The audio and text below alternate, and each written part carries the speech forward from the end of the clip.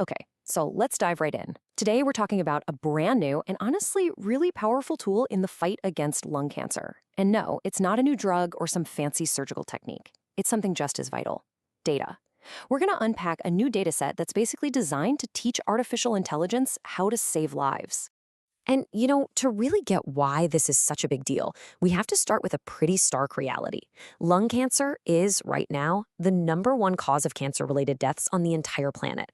The stakes, well, they really couldn't be any higher. With lung cancer, catching it early is everything. And this is where technology, it offers a real glimmer of hope. Just imagine for a second, what if we could train an AI to be the superpowered assistant, helping doctors spot the absolute earliest, most subtle signs of the disease on a CT scan? Right. But here's the thing. For an AI to learn anything, it needs a teacher. Or maybe more accurately, it needs a textbook, a huge, super detailed, and totally up-to-date collection of examples to study from. And that's what this story is about: how a team of researchers built the world's newest and most advanced textbook for AI and the fight against lung cancer.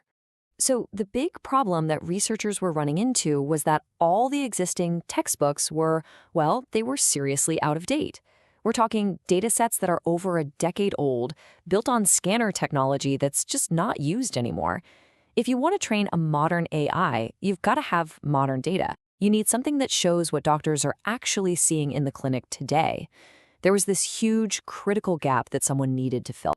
And that's exactly what the team at Duke set out to do. They decided to build a better toolkit from the ground up. This project became what we now know as the Duke Lung Cancer Screening Dataset, or DLCS for short. And let me tell you, building this thing was a massive undertaking. Just look at this flowchart. It shows you how rigorous they were. They started with scans from about 4,400 patients and then meticulously, painstakingly whittled them down. They threw out anything that didn't meet their super strict criteria for quality, and what they were left with was this core set of 2,061 absolutely pristine examples. But here's where it gets really innovative. The magic here isn't just the data itself. It's how they labeled it. This is where AI met human expertise in a really, really brilliant way. They used a process called semi-automated annotation. Okay, so instead of making radiologists sit there for thousands of hours manually circling every tiny little spot on thousands of scans, they had an AI do the first pass. The algorithm would suggest potential nodules, and then the human experts, real radiologists and medical students, would come in to review, fix, or confirm the AI's work. It's the perfect combo. You get the speed of a machine with the accuracy of a human expert. This decision tree kind of shows you that logic in action. So when a nodule gets mentioned in a doctor's report, it gets run through a series of questions. Was it big enough? Did the AI find it with high confidence? And based on those answers, every single potential nodule was sorted into one of 4 groups. This made sure that every clinically important spot got just the right amount of expert attention. And the result of this hybrid approach? I mean, wow, incredible efficiency. Just look at this breakdown. A whopping 72% of all the scans were handled completely automatically by the algorithm. That's group 1. Then you add in group 2, and you're at nearly 86% of scans processed with very little human input. That saved an absolutely immense amount of valuable expert time. And here you can actually see what that process looks like at the end of the day. These yellow boxes, those are the final annotations. These are the answers in the AI's new textbook. We've got examples from all 4 groups here, from the really clear nodules the AI found automatically in groups 1 and 2, all the way to those more subtle, tricky cases in groups 3 and 4 that really needed a human to take a close look. So what's actually inside this finished textbook? Let's take a look under the hood and see what makes the DLCS dataset such an amazing resource for researchers all over the world.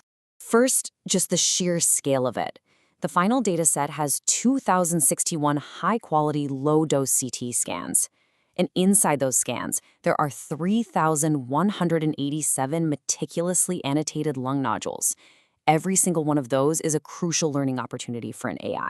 The dataset also comes packed with rich demographic information. The average patient was about 67 years old, with an almost perfect 50-50 split between men and women. And this is critical. Over 94% of the patients were either current or former smokers, which really reflects that high-risk population where screening is so important. And now for the really crucial clinical data. Using the standard scoring system, you see over half the scans were low risk, but more than a quarter were classified as high risk. But look at that last number. This is the real kicker. 7.5% of the patients in this dataset were eventually diagnosed with lung cancer. That means the AI isn't just learning from harmless spots, it's studying real-world cases that became life-threatening. That makes this data unbelievably valuable. So, what does this all add up to? The really important point here is that this isn't just some collection of images. By creating this modern, high-quality data set and a clear method for how to build it, the team has pretty much provided a blueprint for the future of AI in medicine. Okay, so let's just quickly run through the key takeaways. What we have here is a large, modern data set that's packed with clinical context. It was built using a super efficient hybrid method that other researchers can now copy. And most importantly, it's now a foundational resource for anyone out there trying to build the next generation of life-saving AI tools.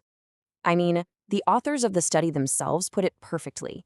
At the end of the day, the number one reason for this massive effort is to give AI developers the high-quality material they desperately need to test and train algorithms to do one thing, and one thing only: find cancer.